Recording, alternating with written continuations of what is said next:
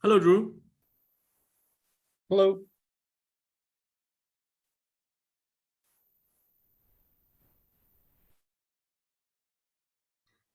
Okay, so let's continue our discussion. The last time we concluded on was an example of a source transformation technique that is very useful in our analysis.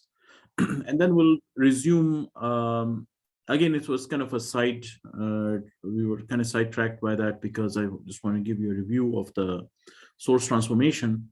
But the real discussion is the network theory. And then there are a couple of technique we talked about, the Thevenin equivalent circuit and the Norton equivalent circuit. And that's going to be the theme of our discussion, how we do the analysis there. So let's look at the example of another example of the source transformation.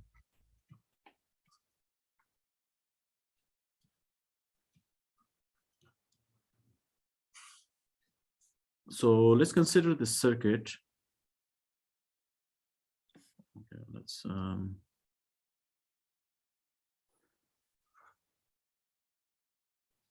we have a voltage source series with a resistor.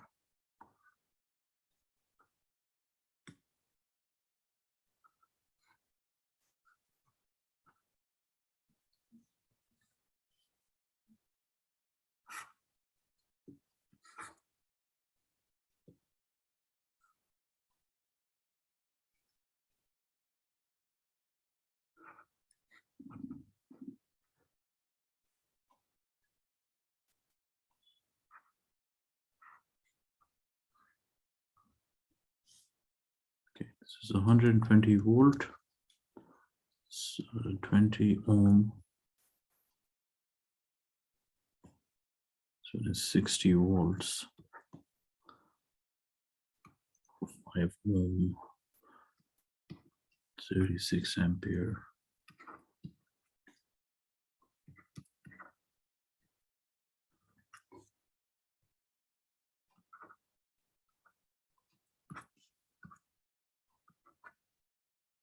Okay, so we're asked to find the value of V, and we need to simplify our circuit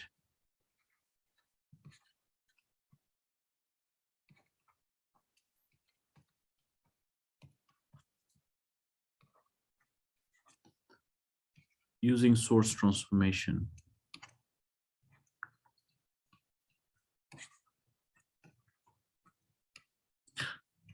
Of course, you have other options to consider. You can do the node current analysis, the mesh current analysis and the node voltage analysis to find unknown quantities and then eventually determine these. And if you were to do that, so we have a node, but again, considering the circuit, it seems quite a bit of independent nodes. So this is one node for us.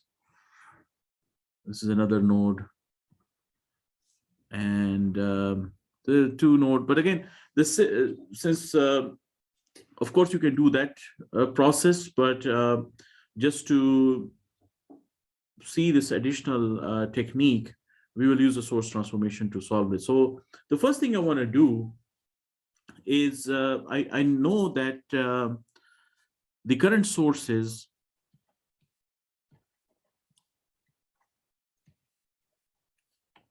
are added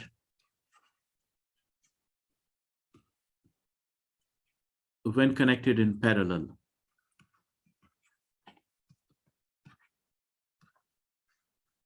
Now, if I look at the voltage sources need to be in series, so I don't have that option. So I want to combine on all my sources here, and if I apply the source transformation technique, the two voltage sources would be converted to current sources, and then I can aggregate them and simplify my circuit significantly that way. So let's look at the leftmost source and convert that to a current source.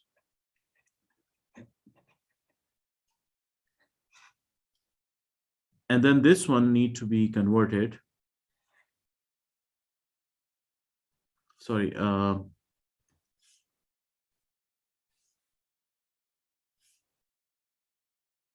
Once you do that, you also need to bring the resistor in parallel.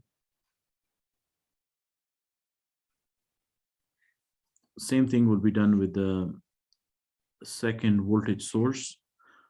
We convert this to a parallel combination. So the 5 ohm resistor is connected in parallel. So this is my 20 ohm resistor. This is my 5 ohm resistor. And then we'll apply the Ohm's law to determine the values of those two current sources. But let me draw the rest of the circuit.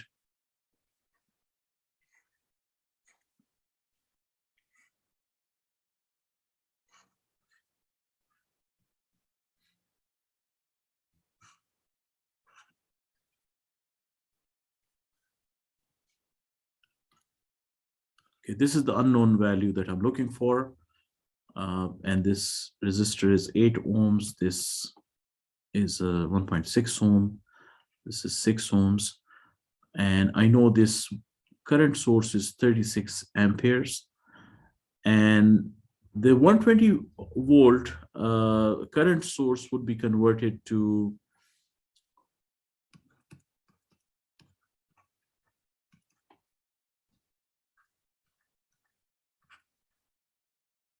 sorry, this is 20. So it is going to be converted to 6 amperes. And then the other one, again, using the same formula.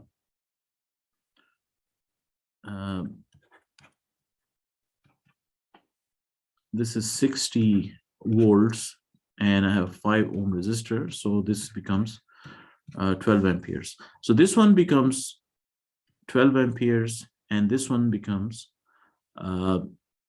6 amperes. Okay, so all of these 3 current sources are either leaving or entering this particular node here. Again, this node can be extended further to include this. So again, just to be consistent, this is how you can draw it.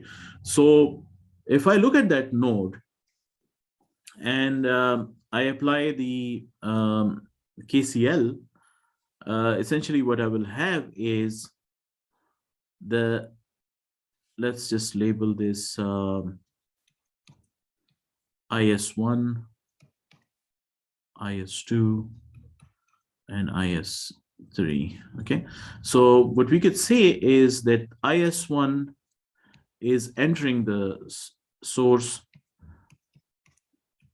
Sorry, the node. IS2 is leaving it. So any current leaving it is going to be a negative representation, and then IS3 is entering. And the sum of all has to be equal to 0, based on the KCL. Now I need to include the values based on these directions. So I have 6 minus 12 plus 36. So since the sum of these,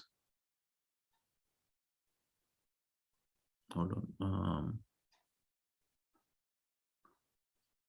Sorry, since we're aggregating it, so it's not KCL. Let me just reset this discussion.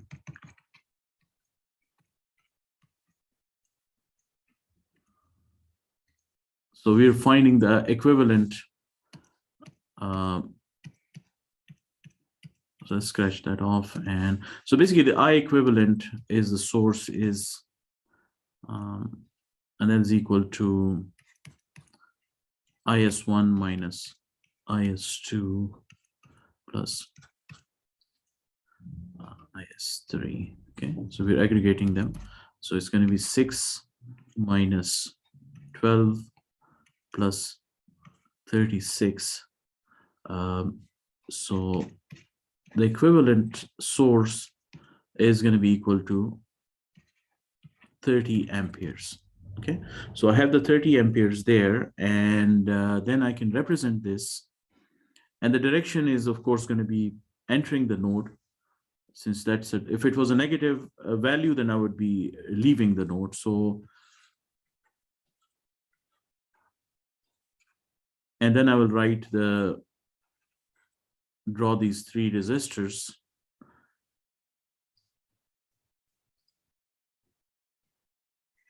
And rest of the circuit.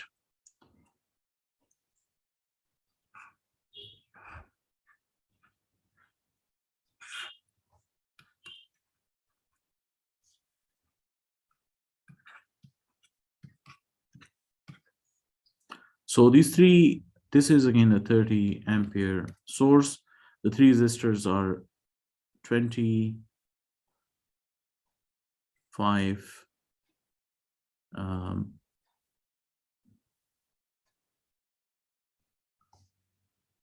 and 6.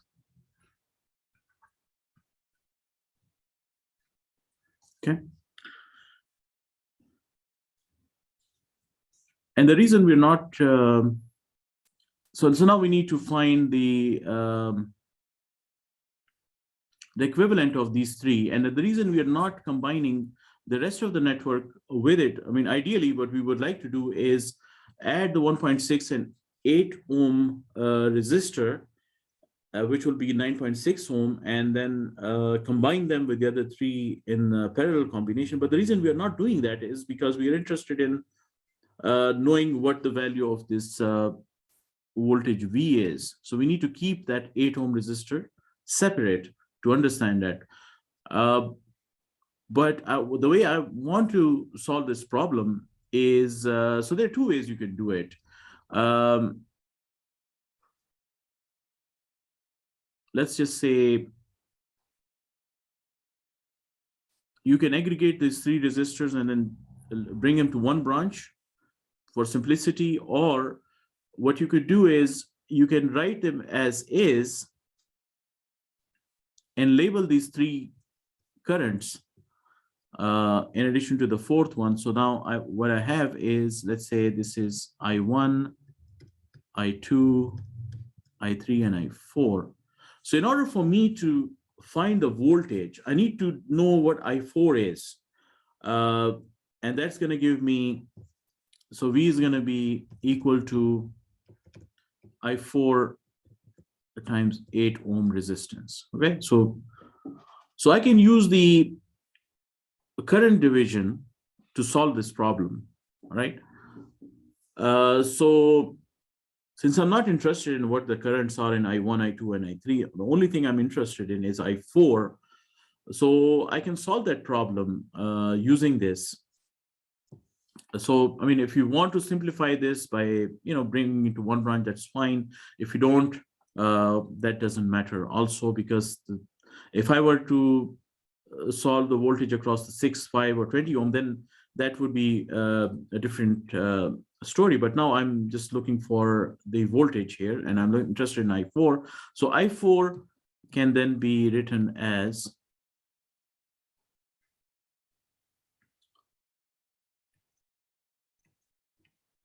I equivalent, which is the 30 ohm, times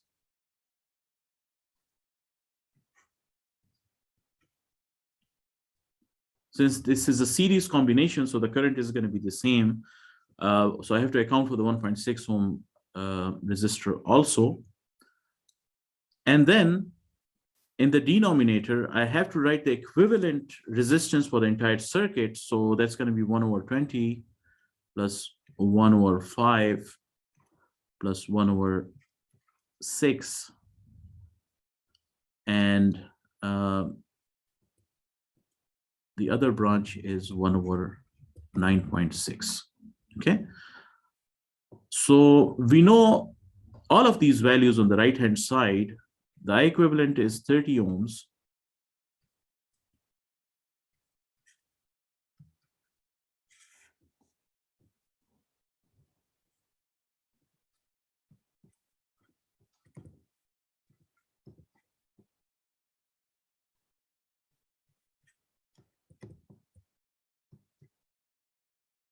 Okay, so in the numerator, I have 30 divided by 9.6. So if I do the calculation there, it's going to be 30 divided by 9.6, and that value is 3.125. Okay, so this is going to be 3.125. And then I'll individually look at these values. So 1 divided by 20 is, I believe, 0.05.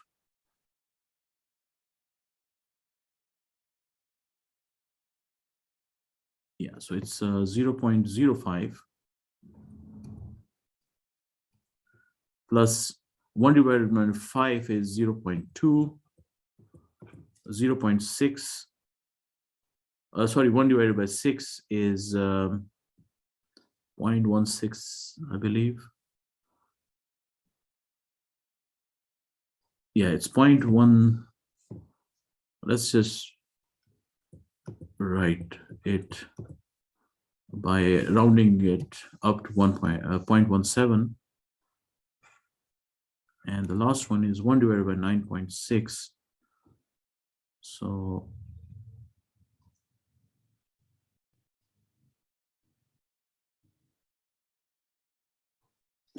this is 0.104, like that.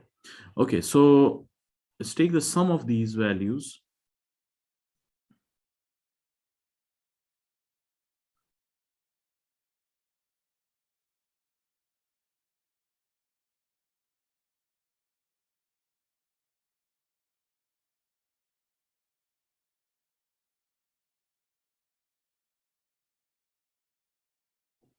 Okay, so it's 0.524 in the denominator.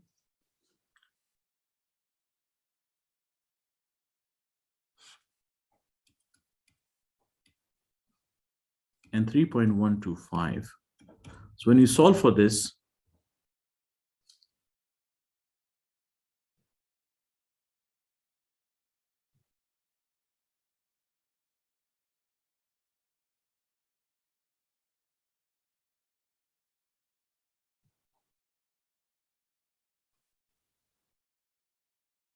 so I'm going to get 5.96 as my current.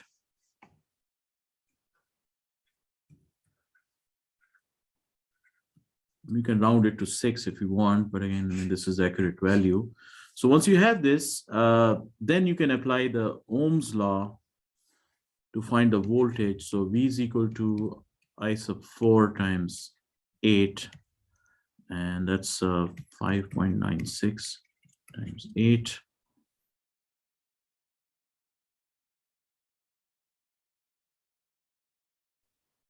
And this value is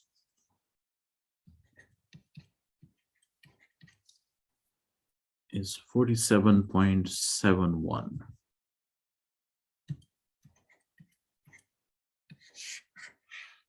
Okay. So this is just a technique to sort of refresh your source transformation technique. But again, that's not a unique way to solve the problem. The goal is to be able to use this tool as it's one of the techniques that is useful in solving our network theory problem. So are there any questions? Yeah, I mean, why do we single out the 8 ohm resistor?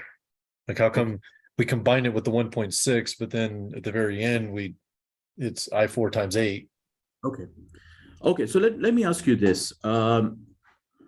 If I were to find the current through the 8 ohm resistor, would it be the same current that would be going through 1.6?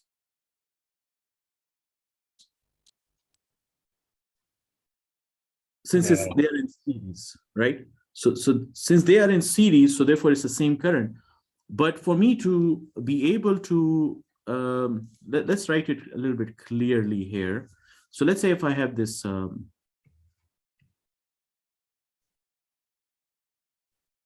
these different branches. Now, these are all parallel branches. And let me just write it so that it's a little bit better visually, a little clearer. So it's 1.6 ohm, and this is 8 ohm, and I'm interested in this particular voltage here. So I know that this is 20 ohm, and this is 5, and this is 6. Now, the reason I'm doing that current division the way it is because all I'm looking at is the current going through 8 ohm. So the current going through 8 ohm is going to be the current leaving this node. Okay, so this is my node, and the current leaving this node, that's the way we label them, is I sub 4. Okay, so this is I1, I2, I3, and so on. And this is the 30 ohm. So for me, I'm not in at this point. In order to get the value for I4, I don't care, what the voltage is or which resistor. I'm interested in the branch through which that current is going to flow through, right? So the same way, if there was a resistor here, an additional resistor there, I would have to consider that also, right? Because this is the current that is flowing through here, I4. So in parallel combination, I cannot ignore this 1.6 ohm resistor, because at this point, I'm looking at this branch. The current division, what does the current division say? So if I were to do the current for, let's say, the I3, so for I3, let's say this is 6, but there's another 3 ohm resistor. I do have to consider this resistor also then. So same way, I'm considering this 1.6 ohm resistor for that purpose, because it's part of that branch.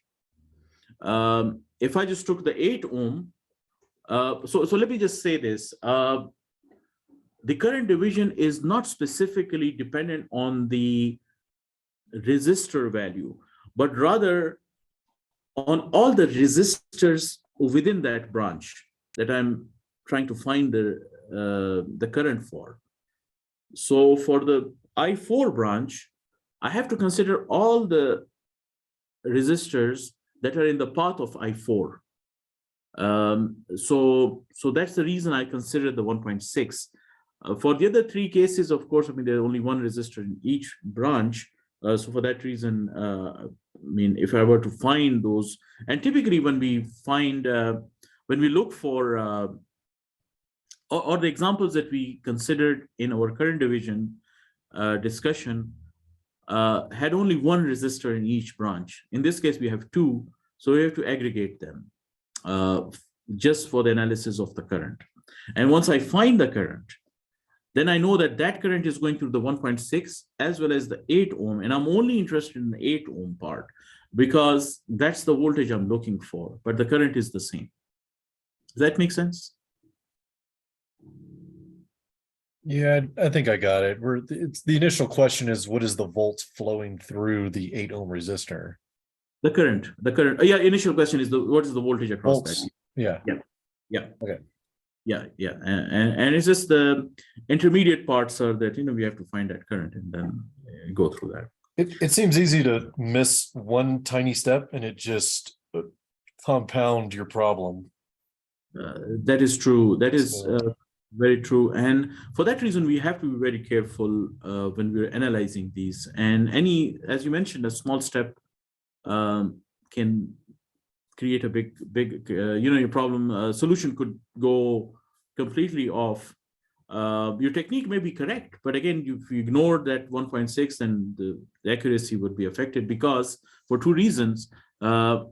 This is going to be different, and then this is going to be different, so it's going to create a completely different output for I4.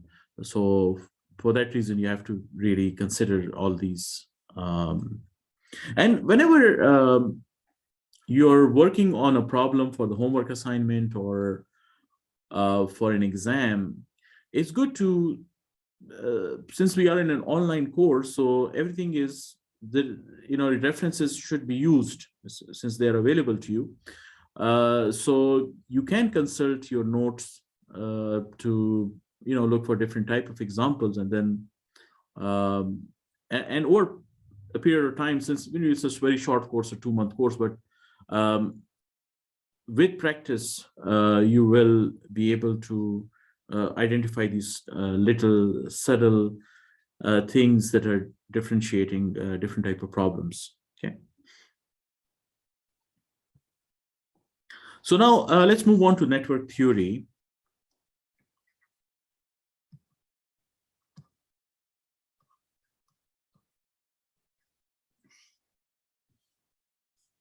Okay, so we mentioned that the whole discussion was that there are two theorems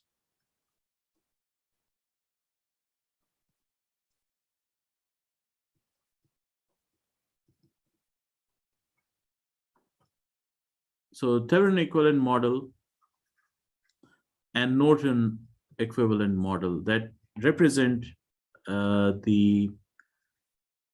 a complex circuit in a very simple way. Okay, so the goal is that we want to represent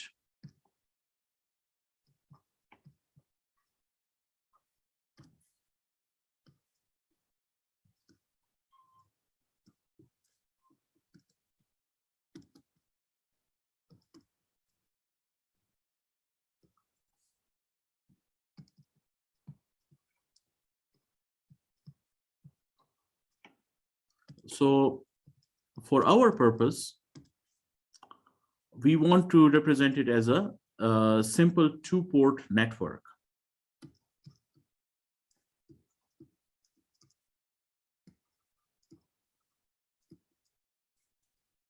Okay, that's the first step. And for the scope of this course, we will be using only resistive load. So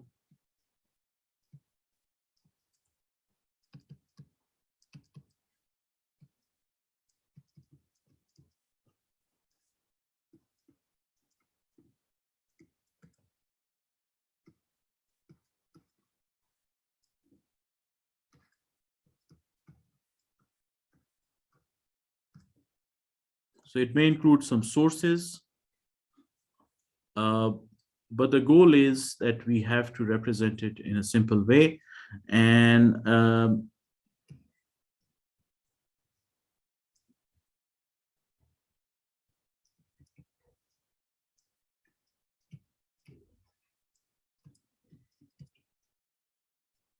if I were to draw the block diagram, so this is a circuit here, and this is the 2-port that I'm going to be considering. And the way the Thevenin model represents a circuit is through a combination of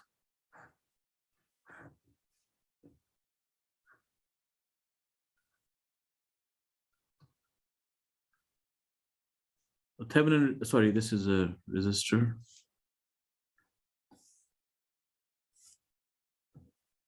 The Thevenin resistance and the Thevenin voltage, right? And we are interested in the open source voltage, and we are interested in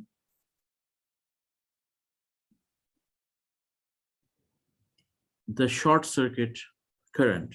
Okay, so the port that is available to us in that network, we will consider the open source as the open circuit voltage and the short circuit current, and then based on that, your VThevenin is going to be equal to the open circuit voltage, and the R Thevenin is going to be equal to the open circuit voltage over the short circuit current. Okay, so for example, if I had a circuit, let's say there is some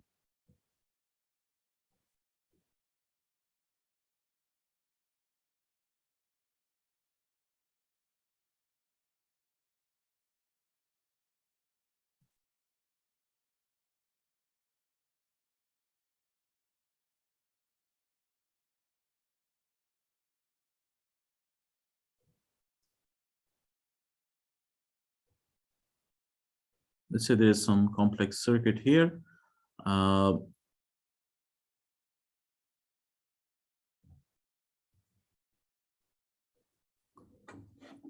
what I will do is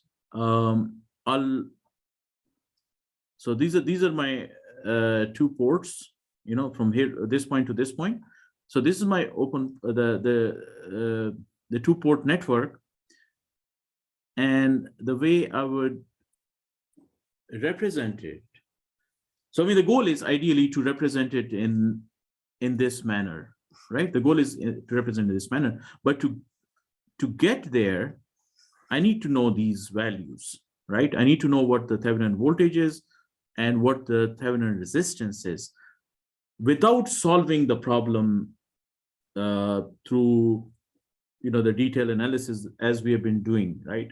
Through the, of course, I mean, you can go through the process of the different techniques, and you can reduce it to this form of the Thevenin circuit, but we want to do a shortcut there. So the Thevenin model gives you a shortcut, and the way you do that is you represent the entire circuit by a 2-port network, and that 2 ports then you can analyze by finding the open circuit voltage, and then in first analysis and in the second analysis, having the same network,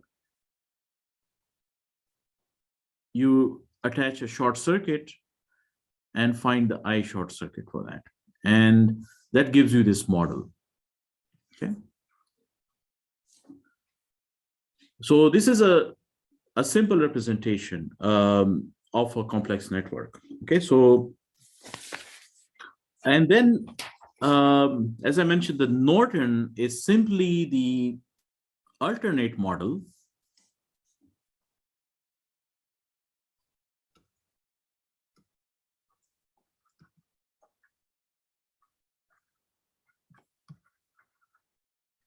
And all you have to do is apply the source transformation on this, and what you will get is this.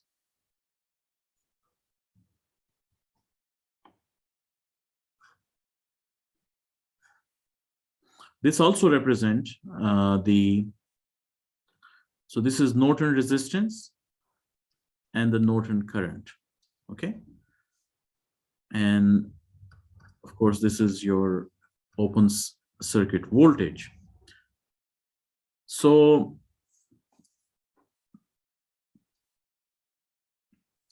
you do the same analysis, you do the open circuit voltage, and then you also do the short circuit current. It's just an extension of that. So you have a short circuit current. Now, when I apply the short circuit, I mean, you will observe that the Rn is going to be shorted out. So I short circuit would be equal to In, like that. Okay, so it's essentially when you find I short circuit, that essentially is your In. And the VOC you can find through analysis, and once you have VOC, the Norton resistance is simply going to be VOC or I short circuit. Okay, so in both cases you will have to find these 2 quantities, and once you do these once you find these 2 quantities, you do this analysis, then you can represent it in this short form equivalent model. Okay. So let's take a look at an example.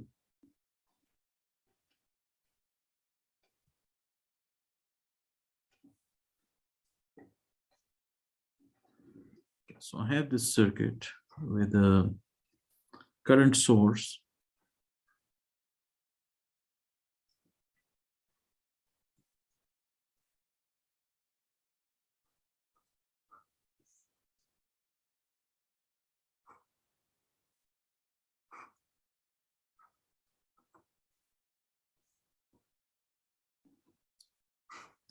And this can be represented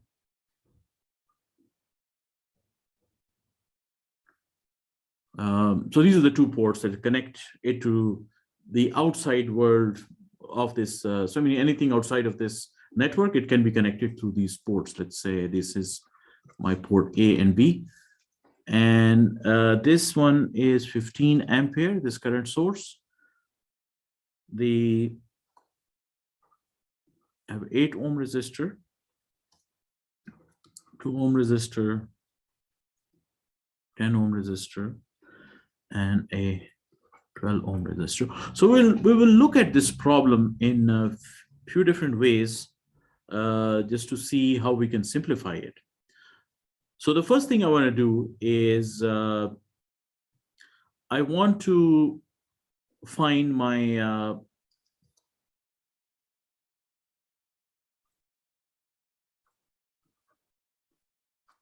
open circuit voltage.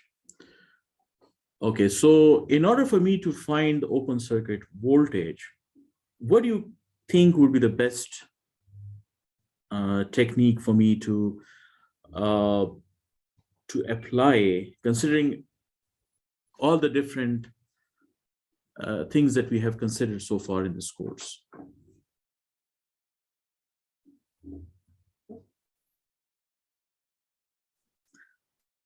Okay, so if you think about this, I mean, this circuit essentially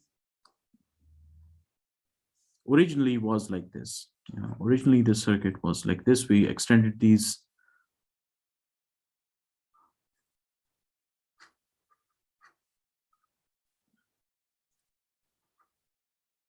okay, this is the original form of the circuit, but then I added these two lines to represent to find this, right?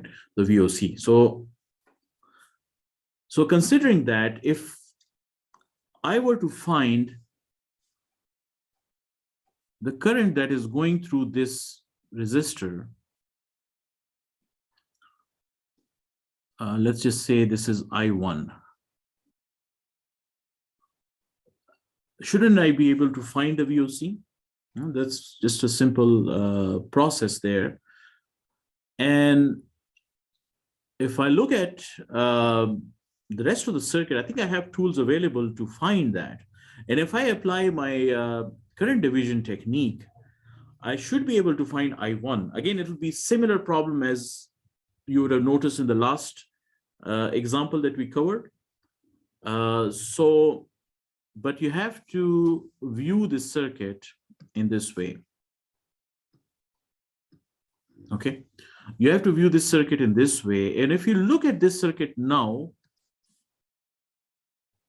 this is my 15 ampere current source, which is split into these two currents. So let's say if this is I1, this one is I2, right? So for me to find what I1 is, I have to account for all three resistors that are in that branch. Okay, so I don't need to just look at the 12 ohm resistor. Okay, even though once I find the current, that is going to be the resistor of importance to me, but in order to find that voltage, I need to know what that current is, right? And to know that current, I need to consider all three resistors. So I do the same thing as we have been doing with the current division. So I1 is I sub S times, let's just say 1 over R1. And then we can say 1 over R1 plus 1 over R2. But we have to consider that R1 is equal to 2 ohm plus 12 ohm plus 10 ohm. So R1 is equal to 24 ohms. I mean, these three resistors are connected in series. So this is my 2 ohm, this is my 12 ohm, and this is my 10 ohm. Okay. So you have to consider that R1 when you're doing the R1, and R2 would be then this 8 ohm resistor here. Okay. Just for the purpose of this formula. Now, this is 15 ampere times 1 over 24 divided by 1 over 24 plus 1 over 8. Okay. And if I do 15 divided by 24,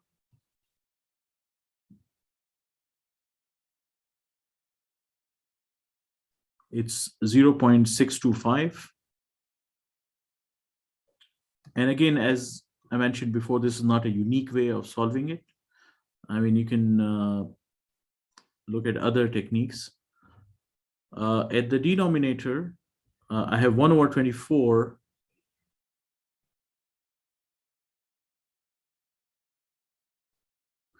and that is 0.0416. Then I add 1 divided by 8 to that, and I will have 0.167 or 0.17 for short.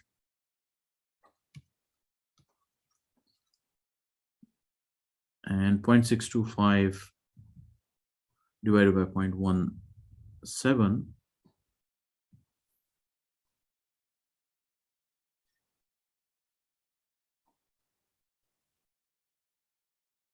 I will get 3.67 or 3.68 to round the number.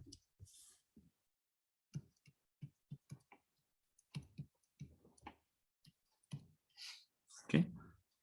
So now to find my VOC, I have to,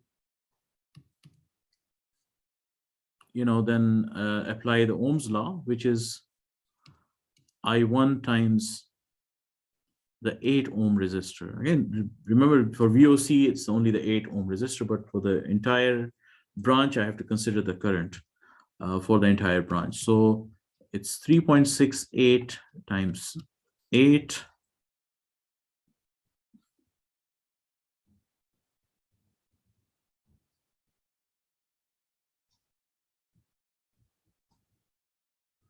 So it's 29.41.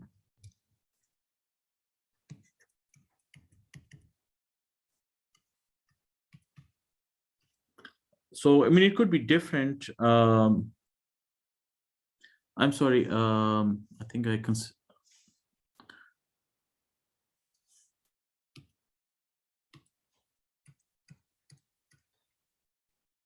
The value of this resistor is 12 ohm, not 8 ohm.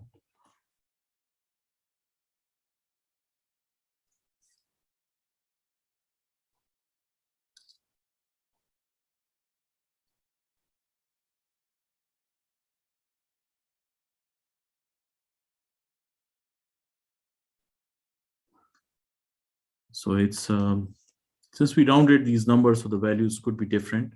So depending on how you round them, so VOC is 44.11. I mean, you will get a different answer if you, from here, if you did this 15 divided by 24, and then you took 24 as a common denominator for the denominator, and you get a 1 plus 3. So the 24s get cancelled. 15 divided by 4 which is 3.75. So depending on how you approach, I mean, if you feel comfortable, you use this technique. If you feel comfortable, use this technique. Both of them are equally valid. The results may be slightly different because, of course, we cannot write the entire string of that is with the fractional number. So we have to, sort of round the numbers when we're doing our calculation in this way. Okay, so this is how we will find the open circuit voltage. Now the other part of it is to find the I short circuit. What is I short circuit? So I short circuit in this case is the same circuit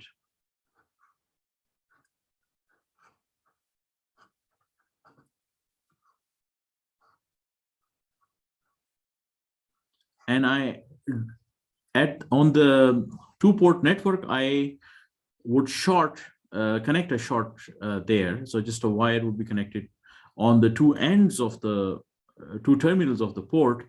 So then I have 8 ohms here, I have 2 ohms here, and 10 ohms here, and the 12 ohms here. This is 15 ampere.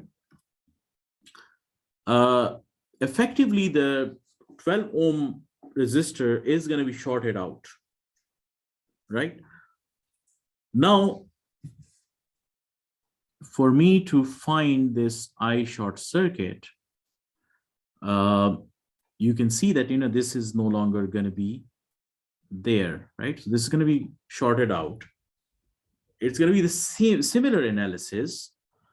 The only thing is this time for the current I short circuit that is going through this branch would see 2 ohm and the 10 ohm resistor, right?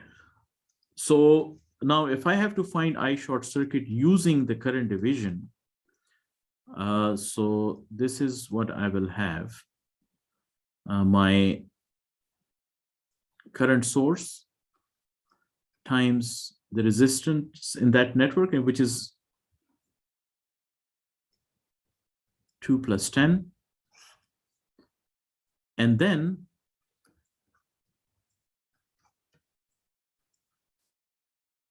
it'll be done like that.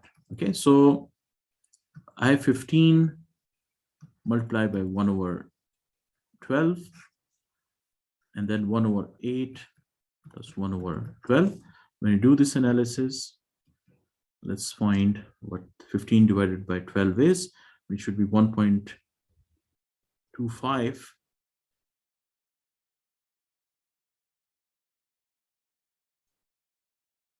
So yeah, it is 1.25 for the numerator. And for the denominator, I'm going to add 1 divided by 8 and 1 divided by 12. So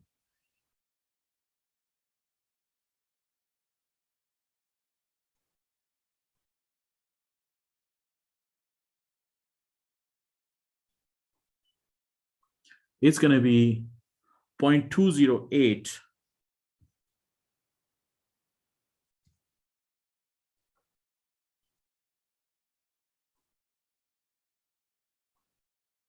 And then I can resolve this. 1.25 divided by 0.208.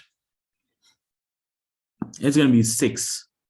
So I short circuit is approximately 6 amperes. Okay. So I have found this value and I have found this value. And using these two, because remember, our goal is to represent the circuit in this way.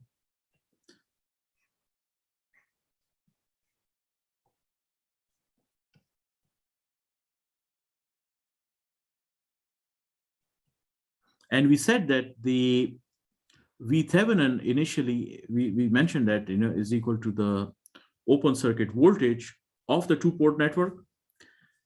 And RThevenin was equal to the open source voltage divided by the I short circuit. And that's the purpose of looking for this value of I short circuit.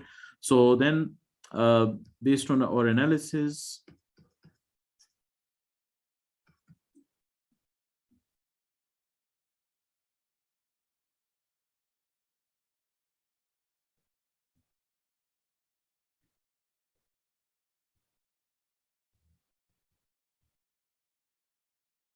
it is going to be 7.35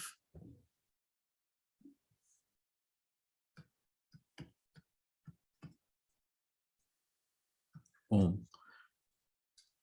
So then you can label these.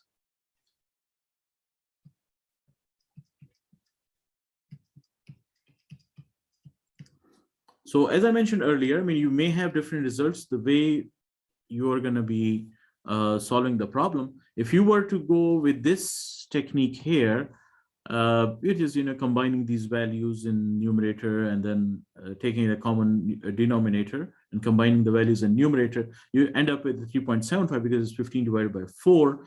And then the open circuit voltage would be equal to I1 times 12 ohm resistor. So it's going to be 3.75 times 12.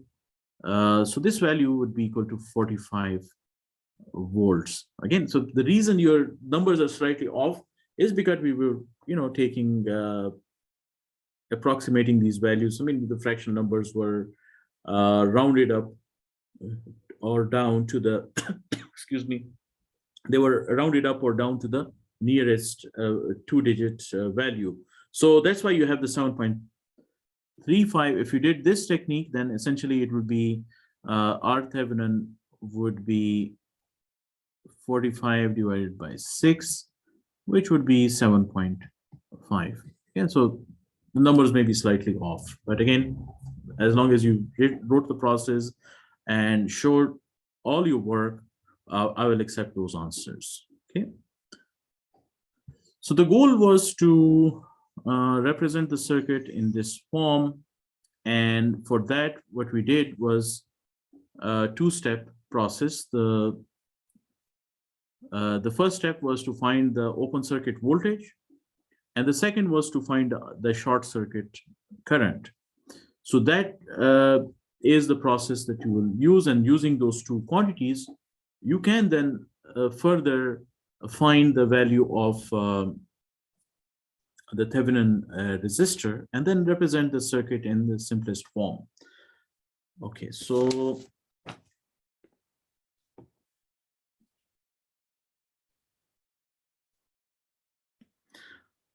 let's look at a couple of other ways to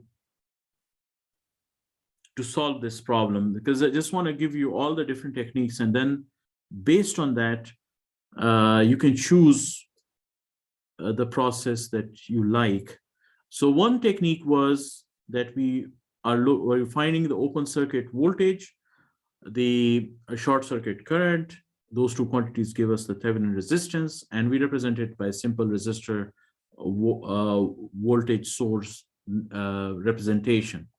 A simple network the simple model that represent the rest of the network. Now, the other technique is to apply the source transformation technique. So let's say if we did that,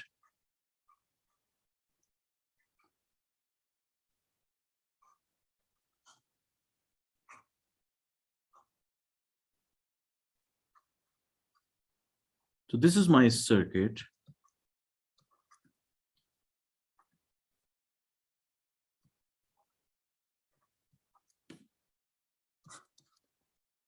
If I transform this 15 ampere source to a voltage source,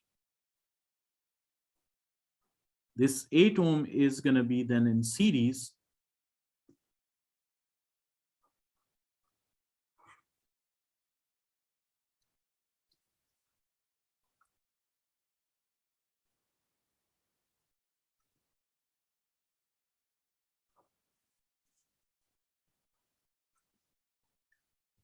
And the voltage source value is going to be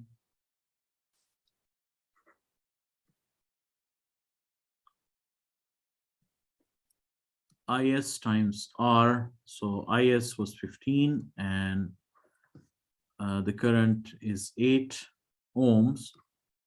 So you can get 120 volts there. This becomes 120 volts, using the Ohm's law. So for this circuit, this looks like a very easy technique, right? But for some other ones, which are more complex, you may find the open circuit, short circuit, open circuit voltage, short circuit current technique to be an easy option. But when you combine this,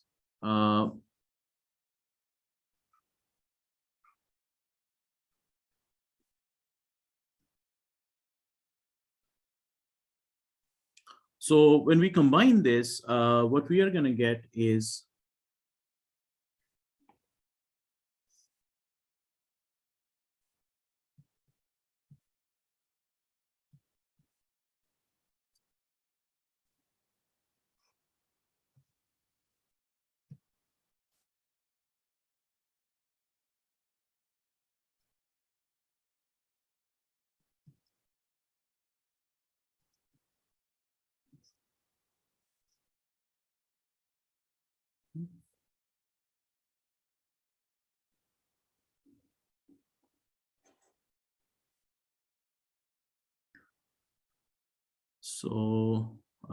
for this, you can see that this is a series connection here. So you can combine these two. I'm just showing you a step-by-step approach here.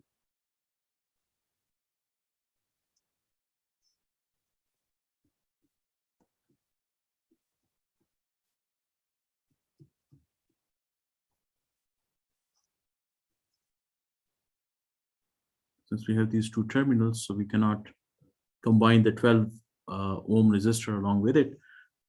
Now, my next step is to bring it back to a current source so that I can combine the two resistors.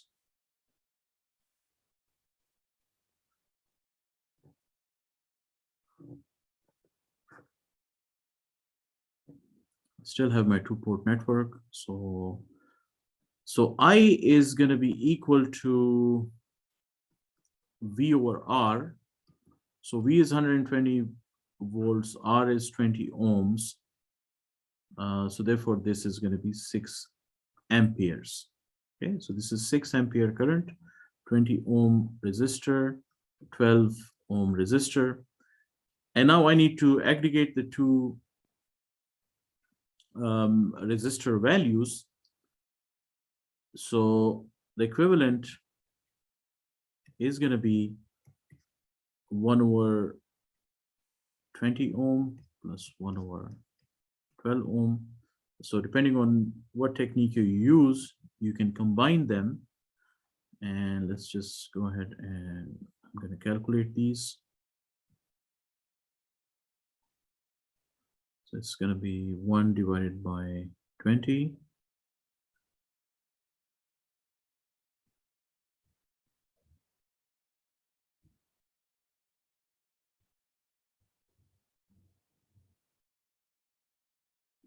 Okay, it's 0.133.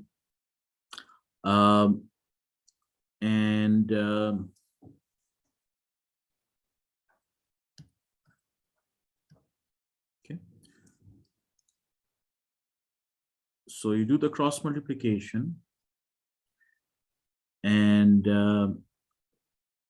it is 0.133. R equivalent is equal to 1. R equivalent is equal to 1 divided by 0.133. Okay.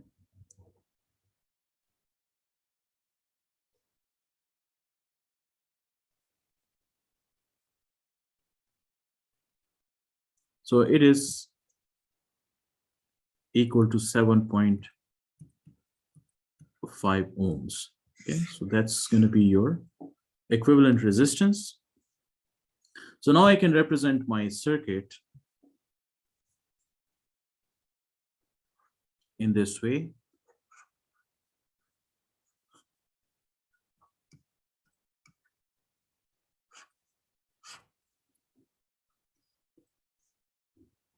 And if it was a Norton model, then this is exactly how you would represent it. But if you were to represent it in Thevenin model, then we want to apply the source transformation one more time.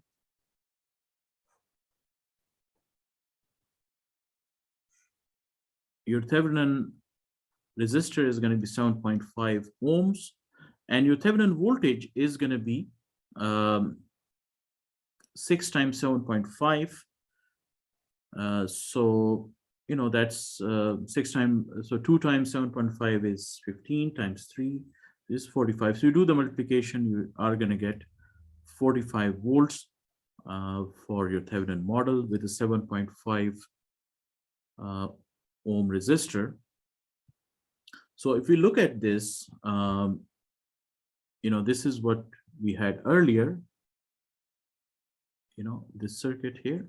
And if you consider the two circuits, you know, so you ended up with the same result there.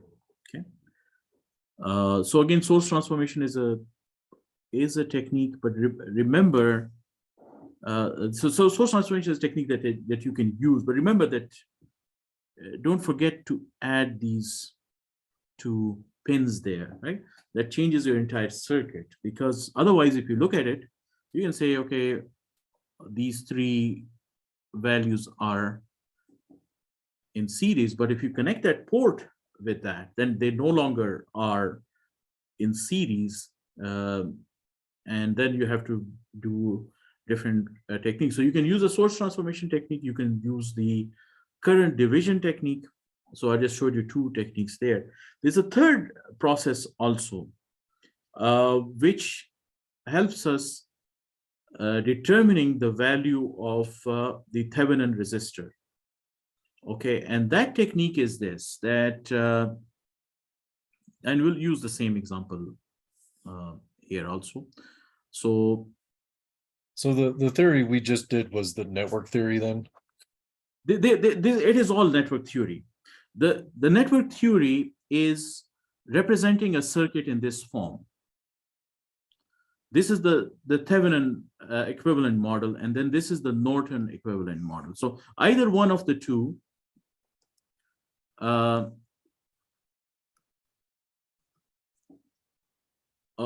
representation of net. And again, the goal of the network theory is that you are representing a very complex network. I mean, you can consider the network that is available in your home, right? So you have so many different types of lights and appliances and so on. All that can be represented by a two-port network that is connected to your utility. So that's the same process, but in a much more simplified manner, where we are just simply representing all the loads that are connected in your, assuming all the loads that are in your home are resistive loads, right? So if that's the case, you can then create a network for it. So it's going to be a very complex network there. Even if they were all resistive loads, then essentially when you combine them, you want to represent your entire home network by simply this model like that, right?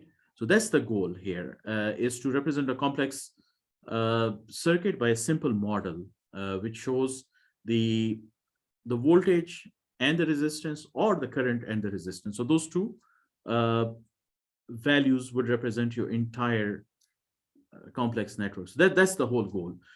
Now, the technique you use to simplify your complex circuit to this simple model is up to you, right? So I showed you one technique, which is just simple source transformation technique, and you break down the circuit to a smaller, basically combine the circuit into a smaller form. The other technique which is used by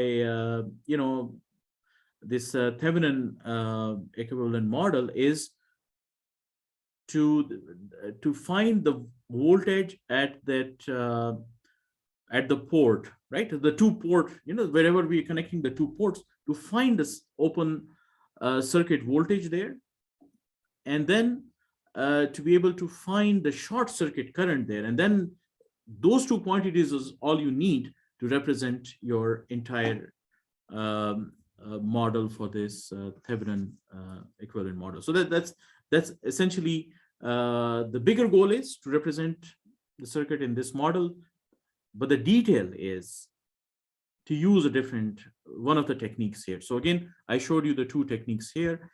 In this top one here, I use the the current division multiple times, and over here I did the source transformation. Okay, and the next I will show you another technique. If you feel comfortable with that, it's a relatively shorter way of finding the Thevenin resistance, right? So if we were to find in the same example. So are you saying Thevenin? No. Thevenin. What's that word? This is somebody's name. It's a French engineer. Okay. And this is his name. It's that's right. I took notes last time. I remember. Okay. Yeah. So it's I mean, it's a little bit difficult to pronounce for me also. It's a Thevenin is the name of the person, and basically based on his name, we represent this model. And then the second model is the Norton model, which essentially a source transformed model of the Thevenin model, right? Okay, got it. Okay, great. All right, so let's look at this.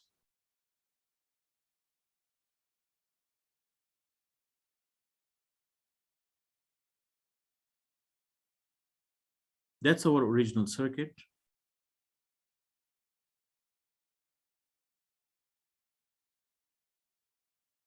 Okay, and when we are representing it as a two-port network, these are my ports, let's say A and B.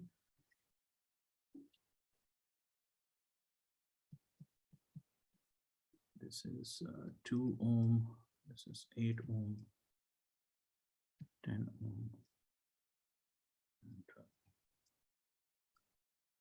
And this would only be applicable to this, the analysis that we're doing for the network analysis. So what we will do is, in this technique, replace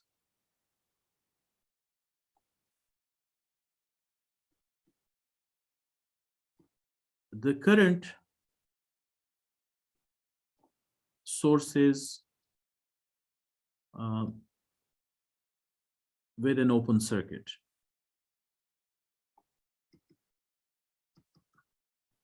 And if there are any voltage sources,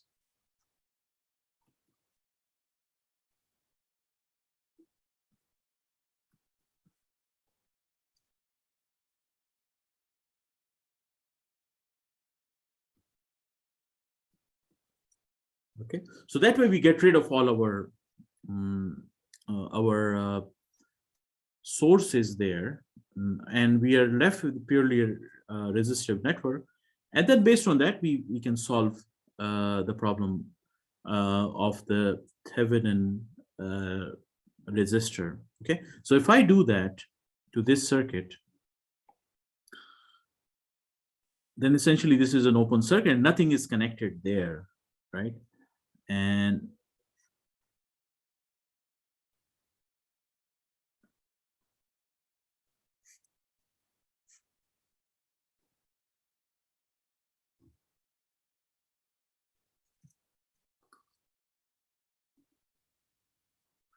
so over here, I have an open circuit, right? I have replaced the current source with an open circuit.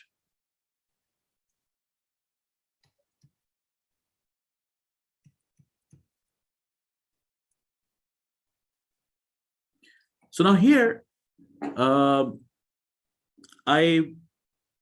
since on the right-hand side of AB, I may have something to analyze. So therefore, I cannot consider the 12 ohm resistor as in series with the 2 and 10 ohm resistor, right? Because there may be something connected to the A and B. But I know for a fact that to the left of 8 ohm resistor, there's nothing there because we are analyzing that circuit. So therefore, that's an open circuit. So then the 8 ohm resistor can be combined with a 2 and 10 ohm resistor. So then we can represent this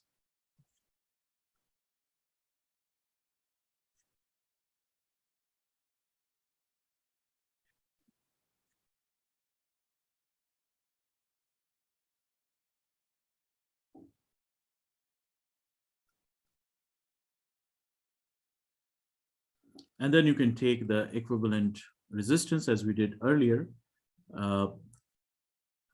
in this way without really going through, that source transformation technique.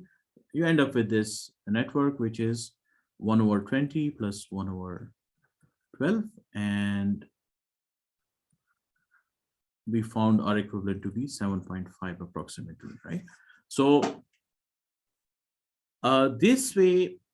in this way, you can find the R equivalent, which essentially is the Thevenin resistance, right? So that gives you one piece in a simple way, relatively simple way. The second part, of course, you have to do is we still have to find the open circuit voltage. So I mean, there are 3 pieces, right, that you have to look for, and you need to know at least 2 of them in order to find the third one. So the open circuit voltage, you have to find the short circuit current, you have to find, and the R Thevenin you have to find. Okay, so if you find 2 of them using any of the variety of techniques that we have available, you can find a third one. So I just showed you another way of finding the resistance in the model, right? So far, we've been relying on the short circuit current and the open circuit voltage to determine that resistance. But there's a direct way of finding that resistance as well. And this is just what we saw. And the technique in which you can find that resistance is by replacing the current sources with an open circuit and the voltage sources with a short circuit. And that way you can find the equivalent resistance, which is going to be a Thevenin resistance. So that's a direct technique there. Then then you will see whether the short circuit current is easier for you to find or the open circuit voltage is easier to find. You will analyze that. I mean, you may have one of the techniques available to you, and whatever one is easier, that will give you the second unknown value, right? So let's say if you decide to use this calculation and you find this value, so of course you would have the Norton model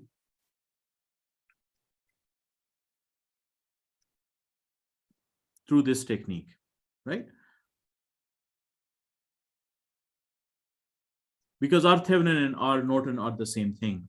It's just the parallel versus this is just the voltage source versus the current source. And then you can, source transform it to the Thevenin model like that.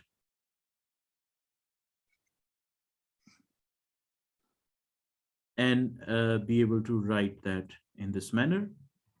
The other technique is, of course, I mean, it's just that you do the V Thevenin by finding the I short circuit times R Thevenin. So there's quite a few things you have to look for, but if you think about it, I mean, these are the only 3 things that there's quite a few techniques, but the bottom line is you need to find these 3 values.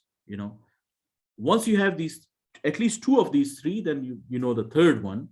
And there are different techniques that I showed you: the source transformation, the current division, the third technique that we just discovered, where we shorts our voltage sources, open circuit our current sources. That can be used, but the goal is to represent your circuit either in this form or this form. Either one of the two are going to be acceptable.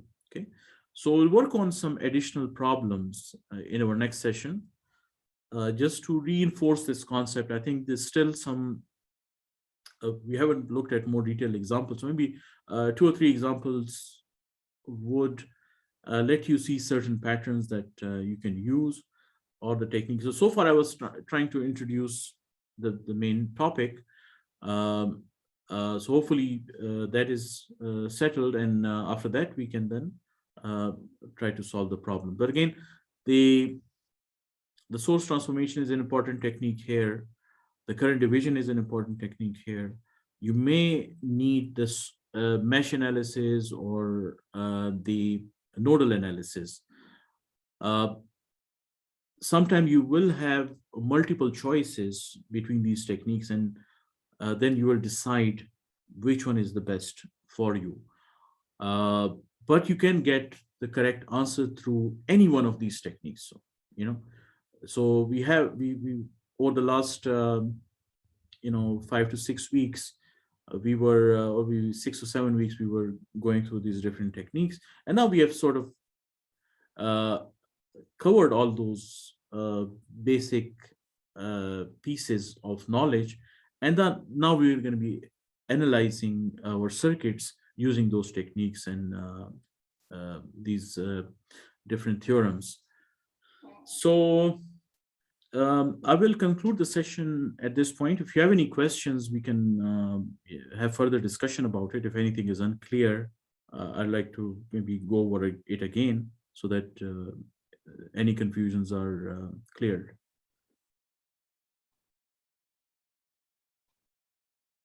Okay, thank you. Okay, all right, thank you.